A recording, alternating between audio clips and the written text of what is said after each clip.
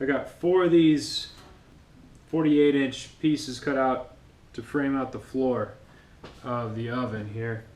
So the next step is I've got these clamped together with the vice grips, and I'm going to drill holes for the rivets so that we can start riveting up this floor. So anyway, I guess I need some safety glasses, and get this going.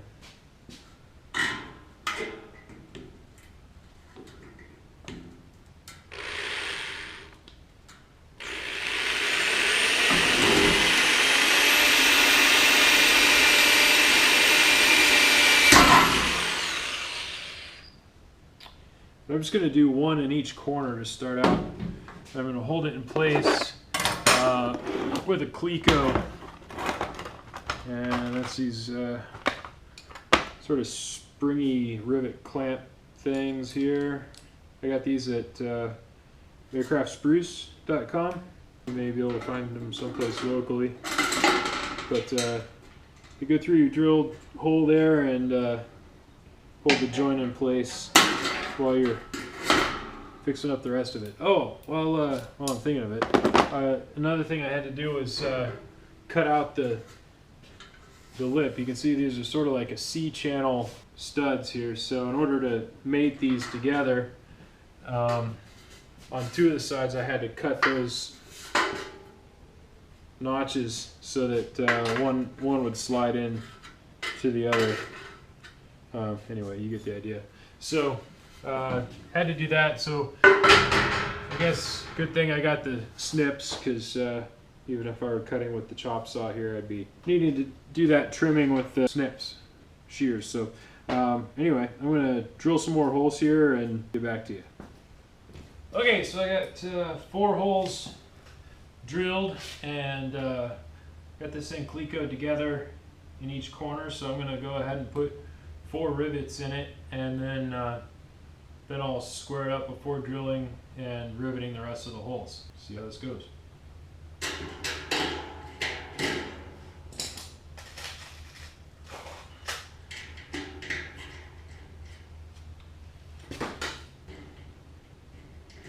There we go. Wow. First rivet of the project. That is so unbelievably easy compared to using the hand riveter. I can't even tell you. If you've used one, you know, you don't even feel any kick. I don't know, it's just smooth. That's why. Very exciting. I wish the mandrels somehow automatically got ejected back into the bottle. That would be cool. They just fall out once it lets go. If you didn't have Clecos, I'm sure you could leave it clamped up with your either like a small C clamp or vice grips or something. But the Clecos sure are slick little deals for holding things together. We got 4 rivets in it now. Actually, I should do the bottoms next and then square it off. So I'll do the reverse side.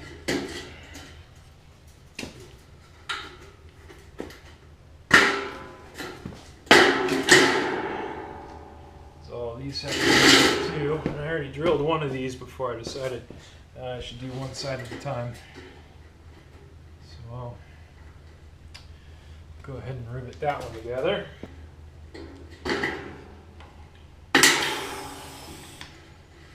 I'm just going to drill some holes here, so that's probably pretty boring to watch, so I'm going to cut it out.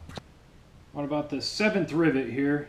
The jaws are not gripping the mandrel anymore, so I got to take this apart and see what we've done.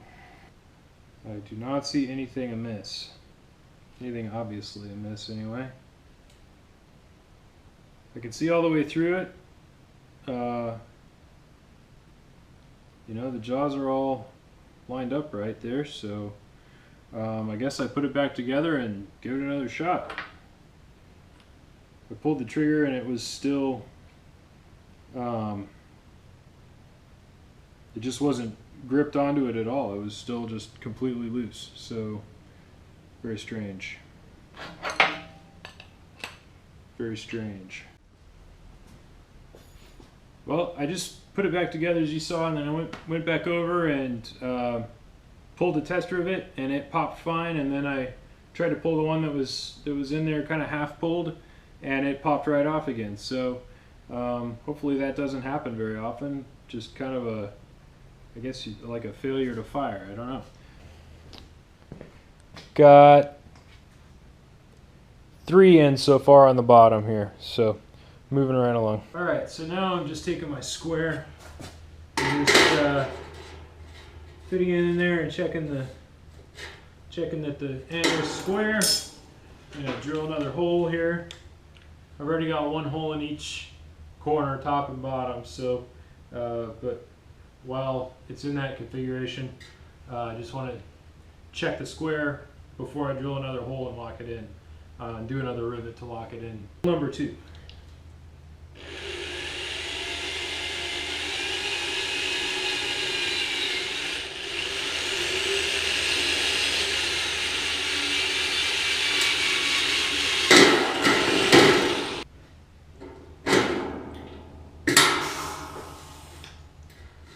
Alright, no problems there, so that's locked in. I'm going to do that to all 4 corners now, and then I've got a couple more cross members to put across the bottom here, and then this floor will be good to go. Working on these cross members here, and realized I was going to have to cut those lips and trim that also. So you can see here what I've done.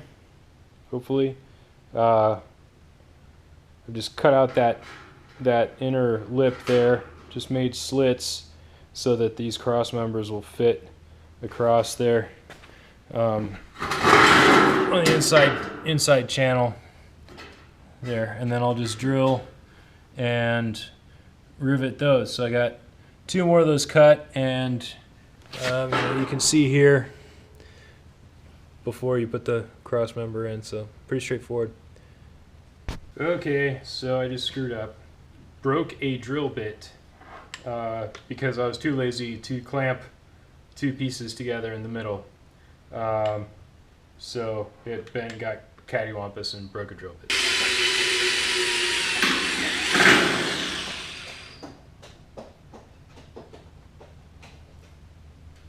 It's the crows jumping on the roof. That's the noise.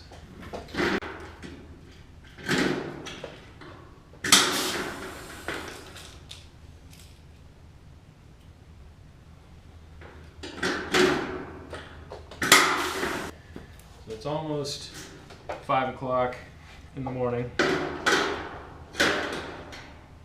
So these are the last 4 rivets I think I'm going to do tonight, and then I'm going to call it good. And feel pretty good having the floor put together and having kind of sorted out the processes. I think the walls are going to go a lot faster now that I sort of know the process, know the drill. So yeah, thanks for watching.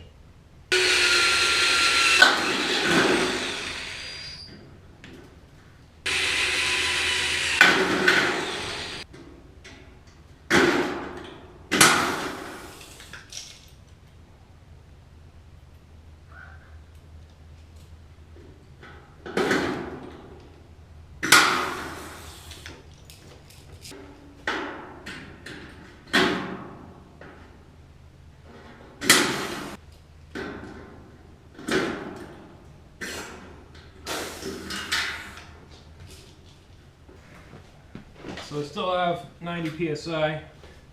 Never tell the rivet gun that this is the last rivet of the night. Yep, same deal. Everything looks normal. Try a different rivet. I've So after I took it apart last time, didn't care what rivet it was, it just nailed it. Yeah. Well, that did it. So twice out of 20 rivets. So 1 out of 10 times it has failed to fire. But I suppose even if it did that, the rest of its life as a tool, it'd be annoying. But not as annoying as pulling all these rivets by hand, that's for sure. So anyway, good night. Thanks for watching, and I hope that somebody found something useful.